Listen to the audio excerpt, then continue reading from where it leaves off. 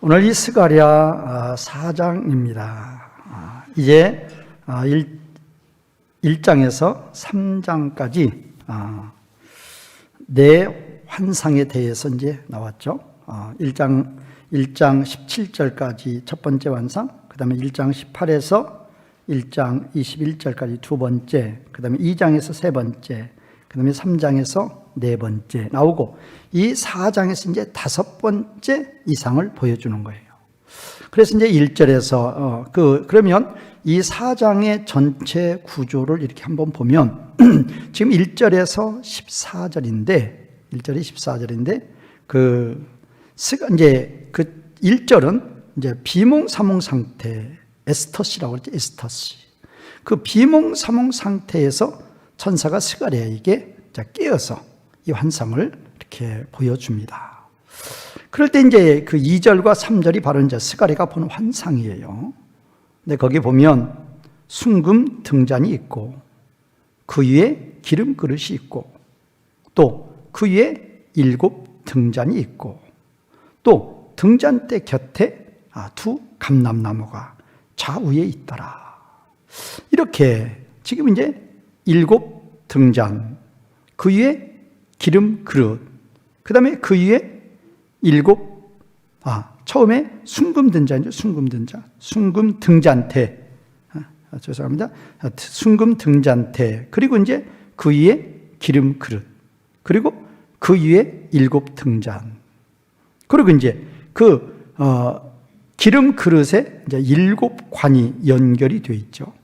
그리고 이제 그 등잔대 곁에 좌우에 두 감람나무가 있는 거예요. 그러면 이제 이거를 보면 몇 가지죠? 순금 등잔대, 그 다음에 그 위에 기름 그릇, 그 다음에 그 위에 7 등잔. 이제 직선으로 보면 이러는데, 그 이제 7 순금 등잔대 위에 있는 기름 그릇에 7 관이 연결이 되어 있어요. 이게 네 번째죠. 7 관. 그러면 7 관은 어디에서 나오는 것이냐? 감람나무. 그냥 우리말은 이제 중국 성경 고대로에서 감람나무라고 그러는데 올리브 나무죠. 올리브 트리. 올리브 나무가 이제 기름나무예요.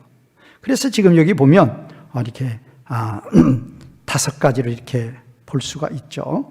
순금 등잔대, 그 위에 기름 그릇, 그 위에 또 7 등잔, 그 다음에 이제 그 연결되어 있는 그 등잔에 기름 그릇에 연결되어 있는 그 7 관. 이렇게 보면 또 4개로 볼 수도 있죠. 그렇게 해서 이제 지금 요거를 지금 환상으로 2절과 3절에서 보여주는 거예요. 순금 등잔대, 그 위에 기름 그릇, 그 위에 7 등잔, 그리고 거기에 이제 연결되어 있는 7 관.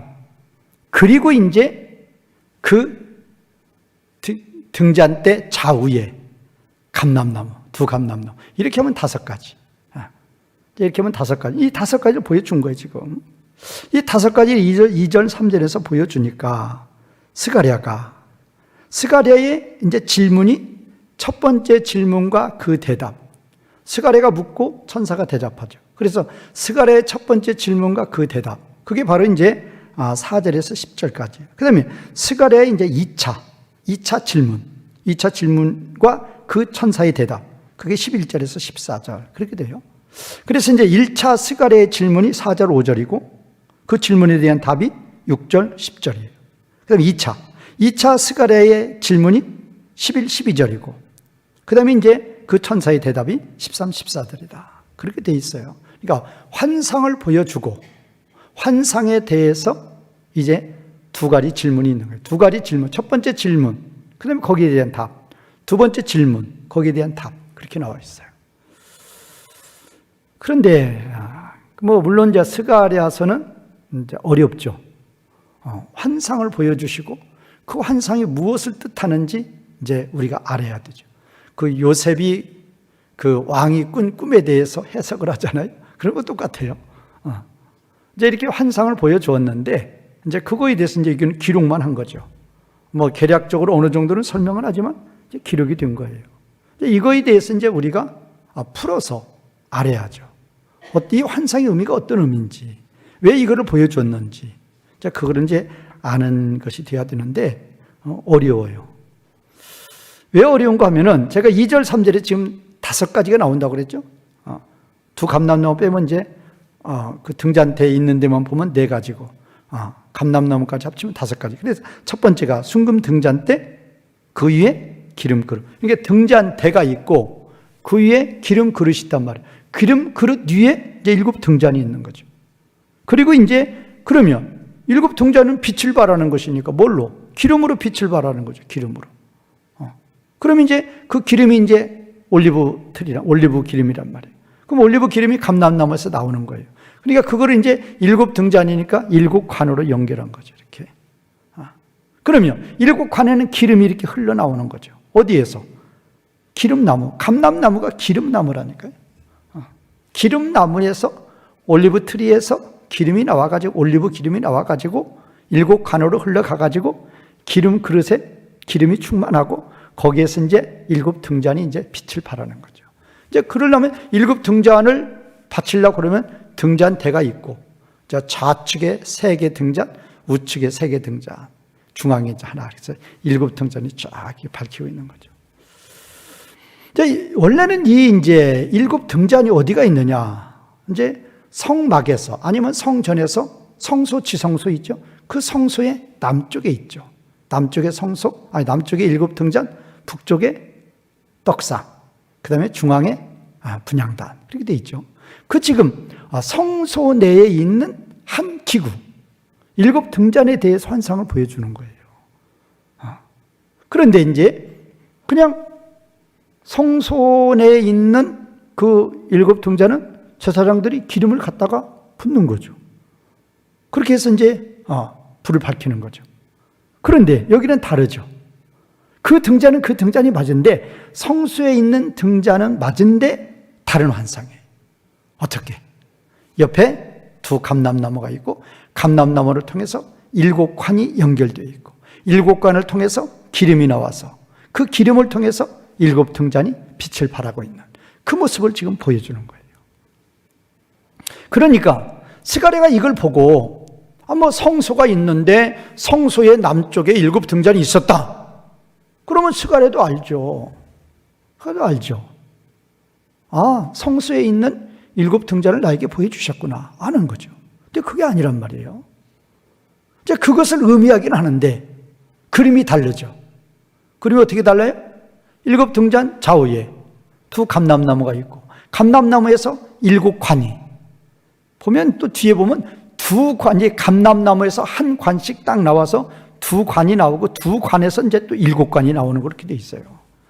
좀 복잡하죠? 어떻든 그냥 감람나무에서 7 관이 나와서 7 등잔이 연결됐다. 그러면 쉬운 거죠. 그거를 보여주니까 스가랴가 4절, 5절에서 묻는 거예요. 2절, 3절이 지금 5가지를 보여준 것이고 이제 4절, 5절에서 스가랴가 묻는 거예요. 이 5가지 이게 뭡니까 도대체? 묻는 거예요. 물으니까 이제 6절과 10절에서 그 질문에 스가랴의 질문에 대한 대답으로 천사가 대답해 주는 거예요. 그런데 이런 데서 어렵다니까요, 성경이.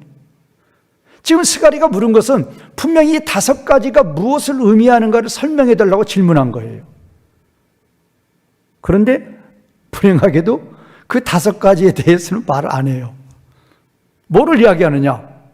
이 지금 스가랴서를 기록하게 된 그 기록 목적에 대해서 이야기하는 거예요. 학개나 스가랴서를 왜 기록했느냐? 이스라엘 백성들이 바벨론 포로에서 돌아와서 처음에는 바로 시작했죠. 바벨론 포로에서 하나님의 포로 해방시킨 이유가 뭔가? 예루살렘에 돌아가서 성전 건축해서 이제는 죄범하지 말고 하나님 잘 섬겨라. 그러려고 하나님이 돌려보내 주신 거예요. 포로 해방시켜 주신 거예요. 그래서 그들도 그 목적을 알기 때문에 이제 그들을 인도했던 인도자가 스룹바벨이고, 그 다음에 이제 스룹바벨은 총독 왕이었고 유대 민족을 이끄는 총독 왕이었단 말이에요. 그 다음에 이제 제사장은 여호수아였죠. 2 지도자들이 1차로 포로를 끌고 포로 해방해서 이스라엘 유다 백성들을 끌고 예루살렘에 돌아와서 바로 이제 성전 건축을 했던 거죠. 그런데 성전 건축 이제 기초공사 해놓고 공사 막 시작하는데 사탄이 몰려오죠. 사탄이 몰려와서 공사 중단 딱 시키죠. 그게 에스라서에 나오죠. 에스라서에. 그래서 그 사탄 사탄의 그 힘에 의해서 굴복을 당해버려요. 그리고 성전 건축 공사 중단해버려요. 뭐만 해놓고 기초 턱 파기만 해놓고 성전 건축 공사를 중단해요. 몇 년 동안이나 16년 동안이나.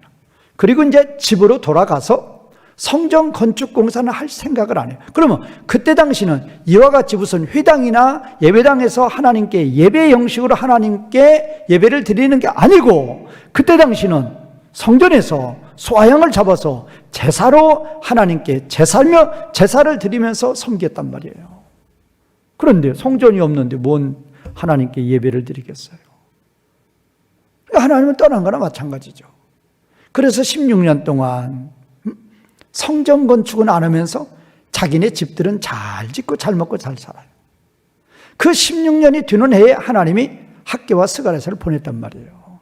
보낸 목적이 뭐냐? 책망이요. 뭐냐? 너희들 뭐 하는 거냐? 내가 너희들을 왜 바벨론 종살이에서 왜 포로해방 시켰는지 그 이유를 알고 있지 않았느냐? 그런데 왜 주저하고 왜 중단하고 왜 하나님 섬기지 않고 그러고 있느냐? 책망하죠. 그러면서 또 이제 책망의 목적이 뭐예요? 성전 건축하도록 하게 하는 게 목적이죠. 그래서 이들에게 이제 위로도 하면서 또 뭐예요? 권면도 하면서 하나님께서 이제 능력을 주시는 거예요. 두려워하지 말아라. 내가 함께 한다. 오늘 이 지금 6절이 10절이 그 내용이에요. 그게 뭐가 매치가 안 된단 말이에요. 뭐가? 지금 2절과 3절에서는 5가지를 봤단 말이에요. 7 등잔과 관련된 걸 본 거예요. 숭근 등잔대, 기름 그릇, 그 기름 그릇 위에 7 등잔, 7 등잔에 연결된 7 관에 기름이 흐르는데 기름이 나오는 2 기름나무, 감람나무, 이렇게 5가지 지금 보여줬고, 그것들이 무엇을 의미하는지 스가랴가 질문을 했는데, 그 천사가 질문에 대한 답으로 6절에서 10절까지를 했는데 5가지가 뭔가에 대해서는 언급을 하나도 안 한단 말이에요. 그러니까 이제 이 스가랴가 2차 질문을 해요. 2차 질문이 어디죠? 11, 12절이에요. 그러면 11, 12절에 스가랴가 질문한 건 뭐냐? 2 감람나무만 질문한 거예요. 그럼 뭐예요? 나머지는 깨달았다는 거죠. 뭐를 깨달았어요? 숭금 등잔대, 그 다음에 기름 그릇, 그 위에 기름 그릇, 그리고 그 위에 7 등잔, 그리고 연결된 관. 이거 어느 정도 지금 스가랴가 깨달은 것이니까 그거에 대해서는 질문을 않고, 그러면 2 감람나무에 대해서만 2차 질문을 하는 거예요. 그래서 이제 그 2 감람나무가 무엇이라는 것에 대해서 13절과 14절에 나와요. 그게 답변이죠. 정확히 그건 답변을 하죠. 그러면 지금 문제는 1차 스가랴의 질문에서 5가지가 뭔가를 물었는데 거기에 대해서 하나도 답변을 않고, 뭐를 답변하느냐? 성전 건축에 대해서 답변을. 그러면 이 관계가 뭐냔 말이에요. 분명히 의미가 있으니까. 천사가 하나님이 보낸 천사인데 천사가 엉뚱한 질문에 답하겠어요? 그렇지는 않죠. 천사가 정확한 대답을 주는 거란 말이에요. 또 성경이니까, 성경을 기록하는 그 환상이니까 정확한 대답을 줄 텐데 그 환상 본 것하고는 관련이 없는 것을 지금 답을 한단 말이에요.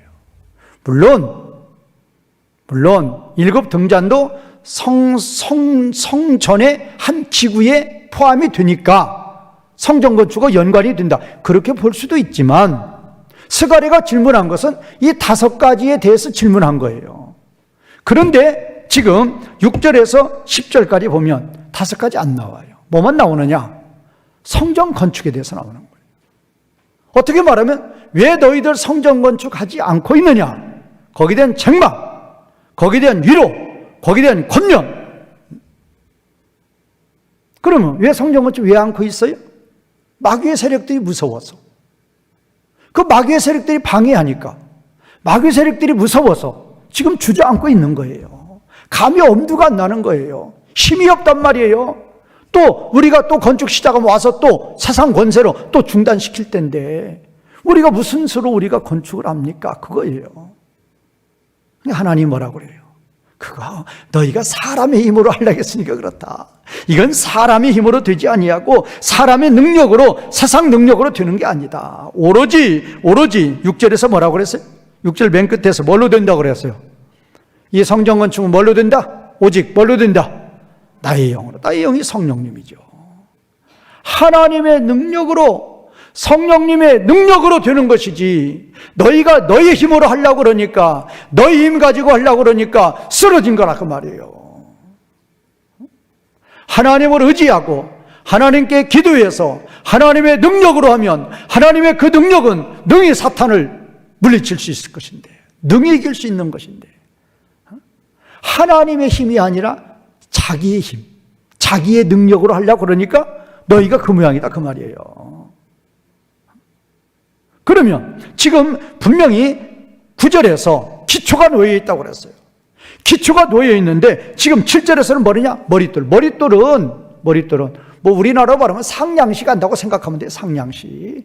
중공식이나 똑같은 거예요. 상냥하면 건물 다 지은 거잖아요. 한옥 질 때 상냥식 거잖아요. 그거 비슷한 거예요. 머릿돌. 중공의 머릿돌은 중공에 대해서 이야기를 하면서 뭐라고 말씀하셔요? 뭐라고? 큰 산아. 큰 산이 뭐예요? 사탄의 무리들이에요. 사탄의 세력들이에요. 사탄의 방해하는 세력들이란 말이에요. 큰 산아, 내가 무엇이냐? 스룹바벨 앞이라 그 말은 하나님이 세운 하나님의 종 앞에서 너희의 힘이, 너희의 능력이 무엇이냐 그 말이에요. 아무리 태산처럼 큰 산도 하나님의 능력 앞에서는 뭐가 되어버린다? 평지가 되어버린단 말이에요. 아무것도 아니란 말이에요. 아무리 큰 세상의 권세라 할지라도. 하만의 권세가 어떤 권세였어요? 왕의 인장반지를 빼가지고 자기가 마음대로 찍는 사람이 하만 아니었어요? 그때 그 메데바사의 그 권세는 전국이 127도 했잖아요. 대단한 권세였단 말이에요. 거기에 최고 실권자였으니까 얼마나 힘이 크겠냐고. 그런 세상의 권세자도 하나님은 그냥 단번에 쳐버리는 거예요. 하루아침에 자기가 모르드게 죽이려고 세운 그 장대에 자기가 매달려 죽는 거예요. 그리고 그 모든 하만의 집을 모르드게 줘버렸잖아요. 그리고 하만의 자리에 모르드게를 앉히잖아요. 하나님의 그 능력은 사탄의 권세가 아무리 크다 할지라도 하나님의 능력 앞에서는 큰 산아, 내가 무엇이냐? 하나님의 능력 앞에서 뭐가 되리라? 뭐가 되리라? 평지가 되리라. 그래서 우리 성도님들도 이 말씀 기억하시라고. 제가 오늘은 제가 서론에 대해서 이제 이렇게 사장을 어떻게 볼 것인가, 거기에 대해서만 제가 지금 설명드리는 거예요. 이제 다음 주부터 이제 1절에 대해서 말씀드릴 때 이제 상세하게 이야기하겠지만, 이 7절의 말씀은 아주 요절 말씀으로 삼으시란 말이에요. 그래서 내가 신앙생활 할 때 사탄은 여러 가지로 방해를 해요. 내가 직장에 다니면 직장 상사를 통해서, 내가 불신 가정에서 신앙생활하면 불신 남편이나 불신 시댁이나 불신 또 여러 형제들을 통해서 또 대적하고 방해하고, 그럴 때 이 말씀이란 말이에요. 큰 산아, 내가 무엇이냐? 하나님의 능력 앞에서 큰 산은 뭐가 되어버린다? 평지가 되어버린단 말이에요. 자, 그렇게 이제 이 성전 건축에 대해서 지금 중단하고 있는 그 상태에 대해서 기초만 놓고 있는데, 내가 머릿돌까지 준공시킬 테니까 걱정하지 말아라. 저 무리들 아무것도 아니다, 하나님의 능력 앞에. 그러면서도 또 10절 맨 마지막에 가서는 여기서 일곱이 처음으로 나와요. 지금 2절과 3절의 그 5가지 환상 중에서 아무 말 안 하고 성전 건축에 대해서만 이야기하다가 10절에 가면 그 7이 온 세상에 들어다니는 여호와의 눈이라고, 일곱 등잔이죠. 7등잔. 7등잔, 7관. 거기 7에 대해서 딱 이야기를 하는 거예요. 그럼 또 이건 뭐냔 말이에요. 이거는 또 갑자기 7이 나와가지고 온 세상에 두루다니는 여호와의 눈이라 하느냐. 이제 그러니까 여기에 대해서 이제 6절, 10절까지 지금 이렇게 설명해 주니까 스가랴는 깨달은 거예요. 자, 깨닫고 나서 두 감람나무가 더 궁금한 거예요. 그래서 이제 2차 질문으로 이제 11절, 12절에서 두 감람나무에 대해서 묻고, 또 천사가 묻죠. 그거 너 참으로 모르느냐. 그러니까 스가랴가 13절에서 내 주여 알지 못합니다. 그럴 때 그거는 누군가? 기름 부음 받은 자 둘이다. 그 둘이 뭐냐? 온 세상의 주 앞에 서 있는 자이다. 기름 부음 받은 자 둘에 대해서 이야기하는 거죠. 그래서 제가 본문의 내용에 대해서는 설명을 했어요. 그럼 이게 도대체 우리에게 무슨 말씀을 주시려고 하나님은 이 말씀을 하시는 거예요. 제가 항상 말씀을 드리죠. 지금 이 스가랴서가 성전 건축 때니까 지금부터 2400여 년죠. 그때예요.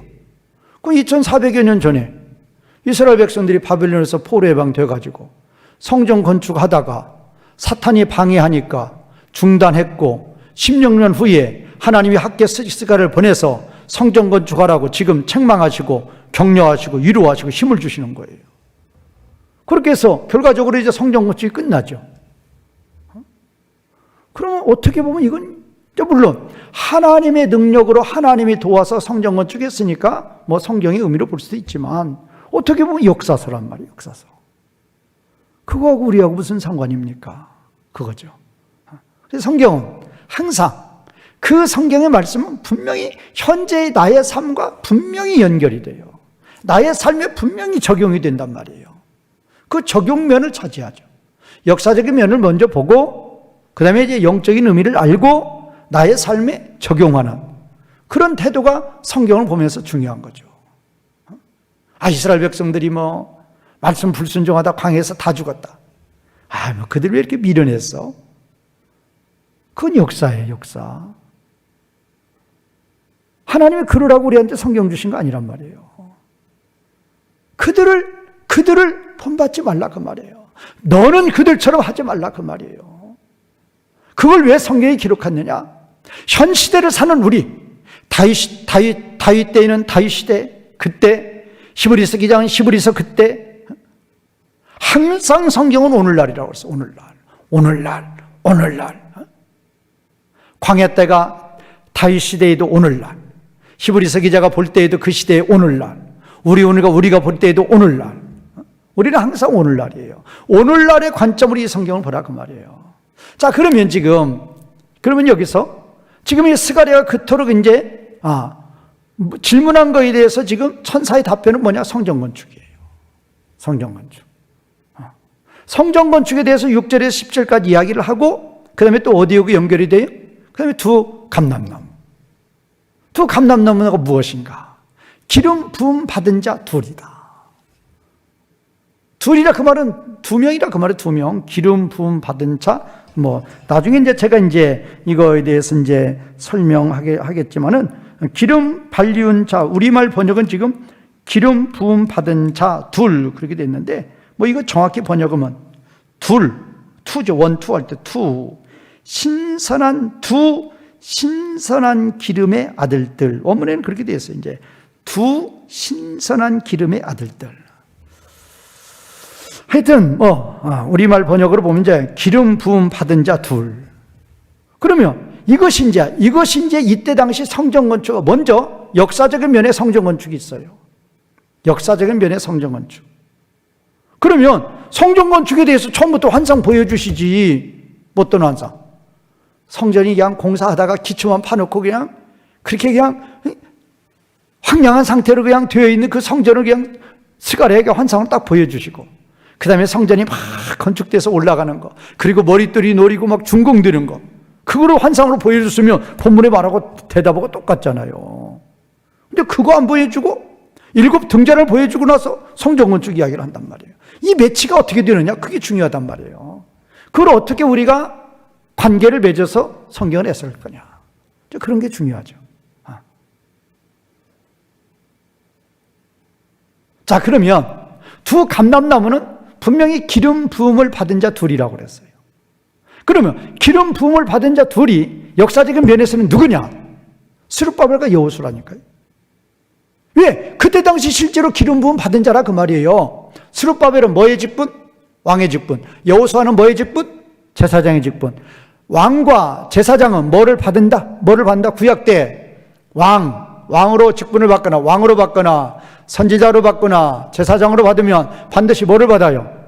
기름 부음 받는단 말이에요. 그러니까 오늘 여기 본문에서 말하는 기름 부음을 받은 자 둘은 역사적인 면으로 봤을 때 스룹바벨과 여호수아란 말이에요. 그거예요. 그러면 스룹바벨과 여호수아가 뭐 하느냐? 주로 이제 스룹바벨이 이제 성전 건축을 주도하죠. 왜? 정부 관리니까, 관리. 유다 백성들의 총독이란 말이 왕이란 말이에요. 여호수아는 제사장이에요, 제사장. 이게 좀 다르죠.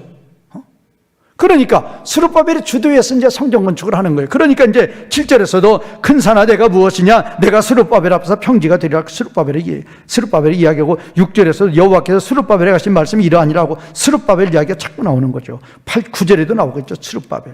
또 10절에도 나오겠죠. 스룹바벨의 손에 다림줄이 있다. 성전 건축 다 했다고 말이에요. 왜? 스룹바벨이 왕의 직분으로 그때 당시에 성전 건축을 한다 그 말이에요. 자, 그러니까 알 수 있는 것은 두 감람나무가 기름 부음 받은 자 둘이라고 그랬는데 그 둘이 누구냐? 역사적인 면으로 봤을 때 스룹바벨과 여호수아다. 실제 스룹바벨과 여호수아는 뭐를 부음 받은 자들이에요? 기름 부음을 받은 자들이란 말이에요. 그러면 스룹바벨과 여호수아는 왜 등장을 하느냐? 역사적인 면으로 봤을 때 그때 당시 지금 뭐를 해야 돼요? 당장 뭐 건축해야 돼요? 성전 건축해야 된단 말이에요. 그래서 지금 스룹바벨과 여호수아가 나오는 거죠. 그러니까 지금 스룹바벨한테 직접적으로 이름 말하면서 이야기하죠. 스룹바벨아, 너 왜 주저앉아 있느냐? 너 왜 백성들 독려하지 않느냐? 왜 성전 건축 재개하지 않느냐? 그러면서 너 사탄이 두려워서 그러지 않았느냐? 그러면서 책망하면서 뭐라고 그래요? 스룹바벨아, 큰 산아 내가 무엇이냐? 저 사탄의 무리가 무엇이냐? 누구 앞에서? 하나님 앞에서 그 말이에요. 책망과 위로와 권면하는 거예요. 그러니까 이게 이제 역사적인 면으로 보는 거죠. 역사적인 면으로 봤을 때 성전 건축에 대해서 하나님께서 이제 스룹바벨과 여호수아를 책망도 하시면서 위로도 하시면서 권면하시는 거예요. 그래서 이제 결과적으로는 스룹바벨이 이제 이 스가랴의 이 선지자의 말을 통해서 하나님의 명령을 책망을 받고 이 스룹바벨이 성전 건축을 즉시 재개를 하죠. 그래서 이제 중공시켜요. 근데 이렇게 보는 건 뭘로 보는 것이다? 역사적인 면으로 보는 거란 말이에요. 그러면 하나님이 그 역사적인 사실을 기록하려고 이 성경 기록했냐? 그건 아니란 말이에요. 그래서 성경이 어려운 거죠. 그러면 이 스룹바벨과 여호수아는 어디까지나? 자, 스룹바벨과 여호수아가 지은 성전은 무슨 성전? 그러면 솔로몬이 지은 성전, 그 다음에 바벨로니아에서 다 회파되고, 그 다음에 2차로 누가 지었어요? 스룹바벨이 지었고, 그 다음에 스룹바벨이 지은 이것을 누가 증축 공사를 했어요? 헤롯이. 그러다가 이제 AD 70년에 BC 20년에 착공해서 AD 62년까지 82년 동안 헤롯이 증축 공사를 어마어마하게 했음에도 불구하고 82년에 걸쳐서 증축 공사 했는데 몇 년 지나고 8년 지나고 그 성전이 어떻게 됐어요? 돌 위에 남지 않고 다 어떻게 됐다? 다 무너지게 된 거예요.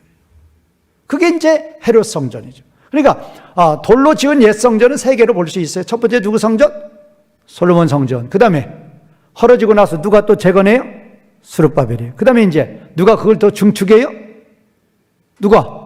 헤롯. 그렇게 이게 세 개로 볼 수 있고. 그 다음에 증축 공사 AD 62년에 그렇게 웅장하게 했는데 예수님 예언의 말씀대로 AD 70년에 돌 하나도 돌 위에 남지 않고 현재 예루살렘의 저 회파된 모습이 AD 70년에 된 그 상태라 그 말이에요.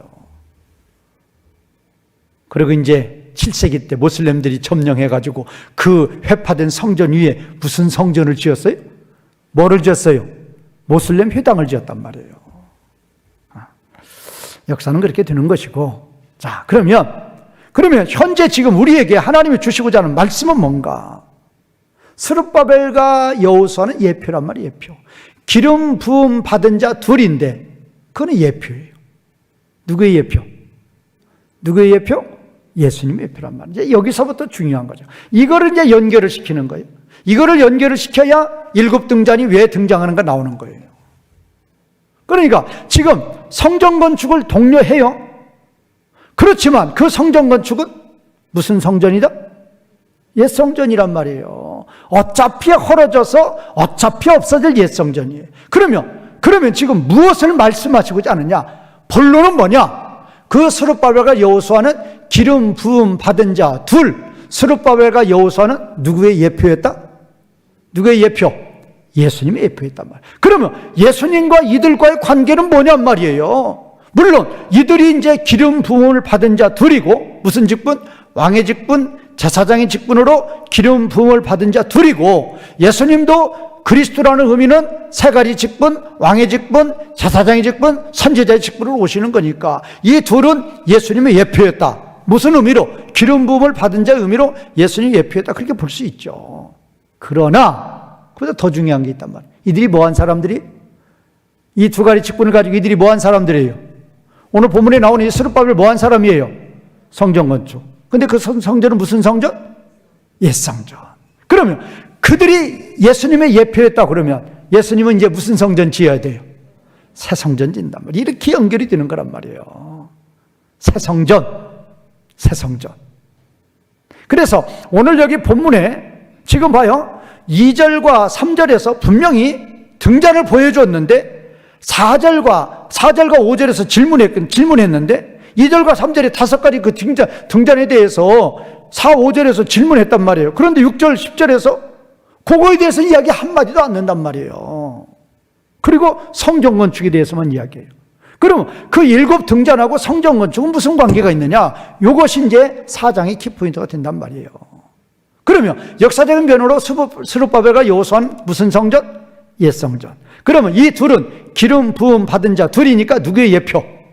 예수님의 예표. 그래서 이제 하나님이 본론으로 말하고 싶은 건 예수님이에요. 그래서 예수님도 기름 부음을 받은 자 그리스도. 기름 부음을 받았다가 그리스도 아니에요? 메시아 그리스도 아니에요? 그러면 그 메시아 그리스도의 직분은 왕의 직분, 제사장의 직분, 선지자의 직분이란 말이에요. 그러니까 스룹바벨과 여호수아가 예수님 예표예요. 그런데 그들은 무슨 성전을 지었고? 옛 성전을 지었고. 그래서 요한복음 2장 19절에서 예수님은 그 옛 성전을 뭐 해버리고? 헐어버리고 이제 무슨 성전을 짓는 거예요? 새 성전을 짓는 거예요. 그거란 말이에요. 그러니까 지금 2절과 3절에 나와 있는 7 등잔에 대해서 그거에 대해서 물었는데 4, 5절에서 물었는데 6, 10절에서 왜 성전 건축 이야기가 왜 나오느냐? 본론적으로 진심으로 말하고 싶은 하나님의 마음은 옛 성전이 아니에요. 그건 예표고. 무슨 성전? 누구를 통한? 예수님을 통한 왕과 제사장과 선지자의 직분으로 기름 부음을 받은 자로 이 땅에 오시어서 무슨 성전을 새 성전을 지으실 예수님에 대해서 말씀하고 싶은 거란 말이에요. 자, 그러면 새 성전 지었어요. 새 성전 지었단 말이에요. 그러면 새 성전의 의미가 뭐냐 그 말이에요. 새 성전의 의미. 자, 이제 새 성전과 7 등잔과를 이제 연결을 시켜야 되겠죠. 그래야 이제 이 4장에 대해서 주제가 나오는 거죠. 7 등잔하고 새 성전하고 무슨 관계냐 그 말이에요. 새 성전은 옛 성전에서는 무슨 문제가 해결이 안 됐어요? 옛 성전 하나님 만난다 못 만난다? 지성소 들어갈 수 있다 없다? 없어요. 누구 못 만나요? 하나님 못 만나요. 무슨 문제가 해결 안 되니까? 죄 문제 해결 안 되니까 하나님 못 만난단 말이에요. 그런데 새 성전은 돌로 지은 게 아니에요. 땅의 성전이 아니에요. 하늘 성수예요. 예수님이 십자가 부활로 3일 만에 지은 하늘 성소란 말이에요. 하늘 성전이에요. 그런데 그 예수님의 십자가 부활을 믿으면 이제 무슨 문제가 해결되고? 죄 문제가 해결되고. 죄 문제가 해결이 되는데 신분상으로 죄 문제가 해결이 되고 실제 삶 가운데에서 뭐를 짓지 않을 수 있는? 죄를 짓지 않을 수 있는 능력이 주어진단 말이에요. 이것이 바로 7 등잔하고 연결이 되는 거란 말이에요. 그러니까 옛 성전, 뭐를 바라본다? 새 성전을 바라본다. 새 성전, 뭐를 바라본다? 7 교회. 요한계시록 1장 20절에서 7 금촛대는 7 교회라고 그랬어요. 그러니까 일곱 등자는 일곱 교회가 되는 거예요. 그래, 그렇게 연결이 된다니까요. 옛성전 누가 지어요? 스룹바벨과 여호수아. 뭐 받은 자? 기름 부음을 받은 자가 지어요. 이건 누구에 대한 예표? 예수님에 대한 예표. 이제 예수님이 실제로 오셔서, 예표이신 예수님이 오셔서, 이들은 그림자였고 예수님은 실제 몸이신 예수님이 오셔서 이제 무슨 성전 짓는다? 새 성전을 지어요. 그래서 그 예수 그리스도와 부활, 십자가 부활을 믿는 자마다 이제 일곱 교회죠. 일곱 교회. 일곱 등자는 일곱 교회란 말이에요. 새 성전은 일곱 교회란 말이에요. 그러면 일곱 교회는 뭐 하느냐? 일곱 촛대예요. 일곱이에요. 완전수죠. 온 우주 만물을 어떻게 된다? 빛이니까 어두움이 이 세상을 전부 다 뭘로 만든다? 일곱이니까 뭘로 만든다? 다 빛으로 만든단 말이에요. 그리고 지금 현재는 이미 하나님 나라가 시작이 되었으니까 현재는 뭐를 통해서만 빛을 발하고 있어요? 뭐를 통해서만? 현존하고 있는 뭐를 통해서만? 교회를 통해서만 빛을 발하고 있죠. 그런데 이제 우리 구원의 완성인 하나님 나라 완성인 누구 재림하시면? 예수님 재림하시면 이 온 우주 만물 전체가 다 일곱 등잔이 빛을 발하니까 완전한 빛을 발하여서 온 우주 만물 전체가 다 뭐가 된다? 어두움이 뭘로 돼요? 다 빛이. 그렇죠. 뭐라고 그런다? 세상 나라가 무슨 나라가 돼요? 하나님의 나라가 되는 거죠. 사탄의 통치는 이제 완전히 사라지고 물이 바다를 덮음과 같이 여호와를 아는 지식이 온 우주 만물 가운데 충만해요. 온 우주 만물 가운데 거하는 하나님의 백성들과 모든 피조물과 천군 천사들이 오로지 누구께만 순종? 하나님께만 순종. 그러니까 뭐를 바란다? 빛을 바란단 말이에요. 그것이 일곱 등자이란 말이에요. 그러니까 어렵다니까요. 그러니까 이제 이 사장을 이렇게 살펴보면 다섯 가지 등잔 보여줬는데, 등잔하고 관련된 거 보여줬는데 답변은 6절에 10절에서 그 얘기를 하나도 안 해요. 않고 있다가 성전 짓는 거 이야기하다가 10절 끝에서 일곱은 온 세상에 두루다니는 여호와의 눈이다 딱 이야기하는 거예요. 그러면 그 일곱이 뭐냐? 일곱 교회를 이야기하는 거예요. 옛 성전, 새 성전, 신약시대 모든 교회, 일곱 교회, 일곱 등자. 그래서 신약시대 이 교회를 통해서 하나님 백성을 통해서 이제 온 우주 만물이 이제 빛의 세계가 되는 거예요. 그게 이제 일곱 등잔, 일곱 촛대가 되는 거죠. 그래서 이제 이 시대에 정말로 교회가 뭐냐? 교회가 뭐냐? 교회에 대한 사명도 주시는 것이고, 교회가 뭐냐? 교회는 빛이에요. 빛을 발하라예요. 빛을 발하지 못하는 교회는 교회가 될 수 없어요. 제가 항상 그러죠. 요새는 조금 코로나라 그러는지 싸움하는 교회 조금 없는데, 몇 년 전만 해도 싸움하는 교회들, 한국 교회들 많았죠. 주일날만 되면 경찰이 와서 교인의 교인들 싸움 말리려고 치안 경찰이 와서 그러고 있으니 몇 개 중대가 동원되고 있으니 이게 무슨 꼴이냔 말이에요. 그런 교회가 한둘이 아니었잖아요. 한 교인 내에서 두 파로 갈라서서 죽기 살기로 싸워요. 주먹신자가 제일로 강한 자예요.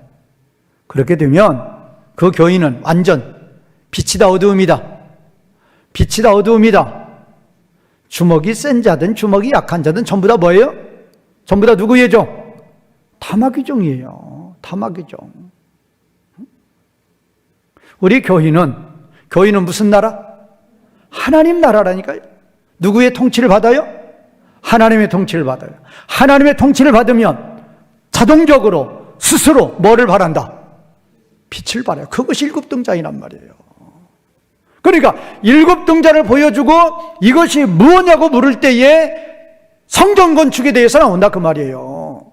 그러면 그 성전 건축은 분명히 스룹바벨을 통한 옛 성전이에요. 뭐를 바라봤어요? 뭐를 바라봤어요? 새 성전을 바라봤어요. 이 새 성전은 바로 신약 시대의 일곱 교회란 말이에요. 모든 교회란 말이에요.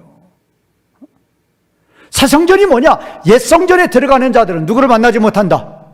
하나님 만나지 못해. 왜? 무슨 문제 해결 안 되니까? 죄 문제 해결 안 돼요. 그래서 구약에 창세기 3장부터 말라기까지 보세요. 순종할 수 있는 능력이 없어요. 매맞아도 쪼짓는 거예요. 우리가 그러잖아요. 역대기나 열왕기 읽어보면, 야, 그 정도 맞았으면, 사사기도 보세요. 야, 그 정도 맞았으면 이제 좀 정신 좀 차릴 때 됐는데, 안 돼요. 뭐가 없어서? 뭐가 없다? 능력이 없다는 거, 이게 중요하단 말이에요, 능력이. 그러나, 일곱 교회들은 새성전에 들어가는 십자가 부활을 믿는 일곱 촛대, 일곱 등잔인 신약의 일곱 교회들은 뭐를 바랄 수 있는? 빛을 발할 수 있는, 머짓지 않을 수 있는, 뒤짓지 않을 수 있는 뭐가 있다? 능력이 있단 말이에요. 그러니까 이게 중요한 거예요. 그러니까 이게 성경을 이렇게 보면 참 이게 오묘하게 엮어가면서도 정말로 진리의 말씀이에요. 분명히 2절, 3절에서 5가지 등잔에 대해서 물었는데 4, 5절에서 6절, 10절에서 등잔에 대한 얘기가 하나도 안 한다니까요. 뭐냐? 옛 성전 빨리 지어라. 그 얘기는 무슨 성전 짓는데 예수님이 장차 새 성전 짓는다. 그래서 신약의 일곱 교회들은 모두 다 이제 뭐를 발해야 된다? 빛을 발해야 된다. 그거예요, 그거. 그러면 신약의 교회는 예수님 오기 전까지는 부분적으로 우리가 이 예배당에 나와요. 우리가 얼마나 많이 나와요. 한국 교회가, 우리 한국이 지금 5천만의 인구인데 대한민국이 남한만 우리 지금 600만도 안 된다고 그래요. 뭐 1200만 그랬죠. 지금 600만도 안 된다.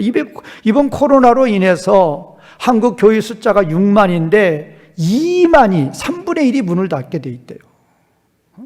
3분의 1이. 근데 이게 600만이 아니라 이제 뭐 300만 되게 생겼어요. 주님 오시는 그날까지는 뭐니 해도 하나님의 백성 위에는 다 뭐다? 하나님의 백성 위에는 다 뭐예요? 다 어두움이에요, 어두움. 그래도 하나님 백성이라고 칭하는 우리를 통해서 그래도 빛이 나가는 거예요. 그런데 교회가 점점 문을 닫고 그런 형국이 되어 있으니 이제 불이 점점 꺼지는 거예요. 점점.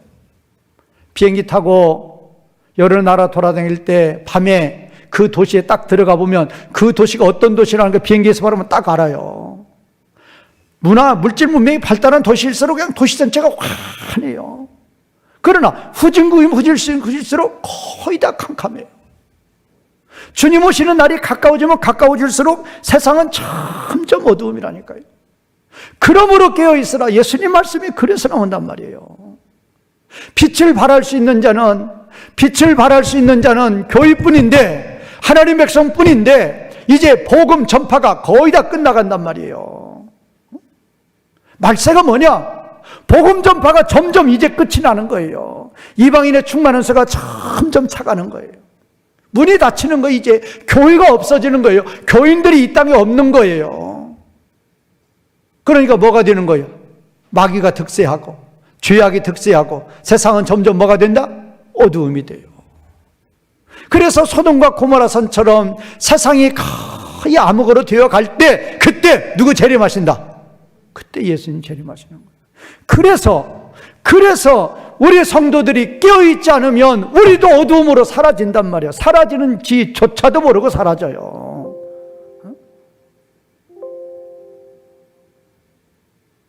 끝나라고 그런가 봐요. 이게 중요한데 정말 이거 중요해요. 이번 코로나 사태를 통해서도 우리 교인들도 그래도 우리 교인은 그래도 세상 말로 선방한 거예요.